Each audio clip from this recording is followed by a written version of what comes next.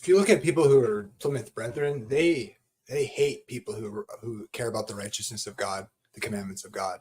They think you are a Pharisee, a terrible person, because they don't understand the Bible, and it stems from dispensational thinking, in my opinion. Don't be fooled by false dichotomies.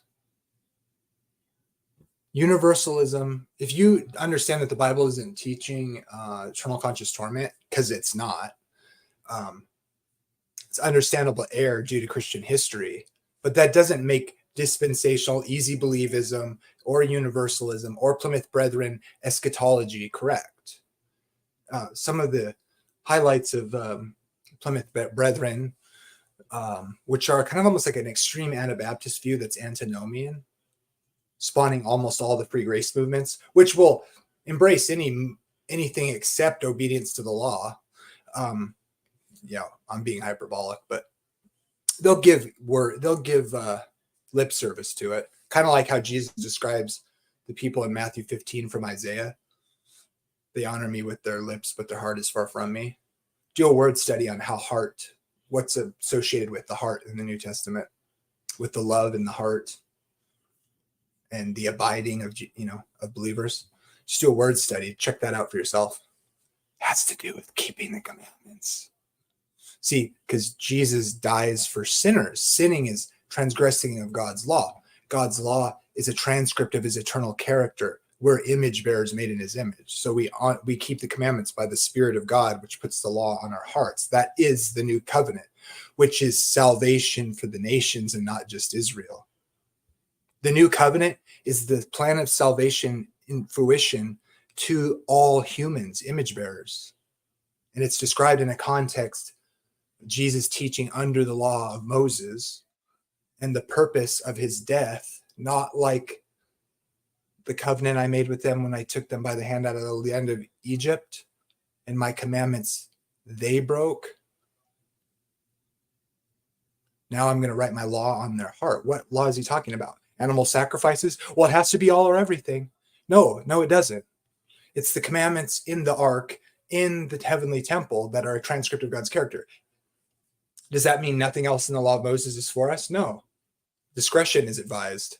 But certainly the 10 commandments, like not stealing, lying, cheating, the ones always brought up in the New Testament, including Jesus' teachings and all of the disciples and apostles and writers of the epistles, whenever things are quoted about the love of God and keeping his commandments, they quote the 10 commandments. So these are non-negotiable. Sorry. I know you don't want to keep the Sabbath and honor Jesus as the creator, but that's something for you to take up with God.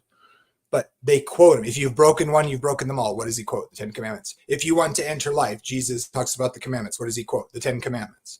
When Paul in Romans 13 says, or in 1 Corinthians, faith working through love your neighbor. He's teaching what Jesus said. Love God, love your neighbor, a summation of the commandments of God.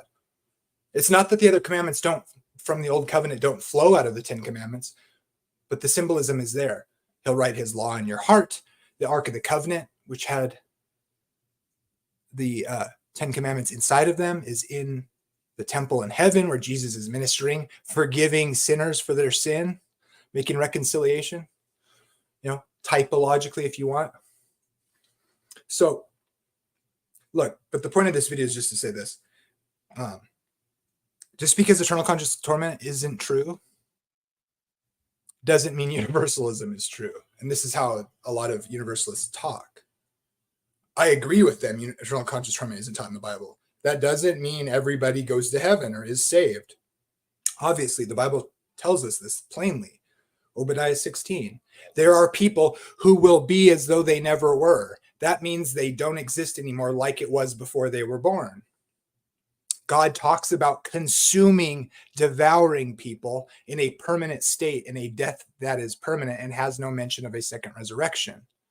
So to believe that you can die and you understand what death actually means, not being alive, and that there's a second death for people that suffer a eternal judgment, an eternal punishment. And by the way, also the bad translation in many English Bibles, not taking notice to the use of aeon and its purpose regarding the ages and the ages to come, does not give you the right to discombobulate the historical context of the Bible and the progressive teaching in the New Testament, culminating in end things called revelation of Jesus Christ, who is the final judge of all things.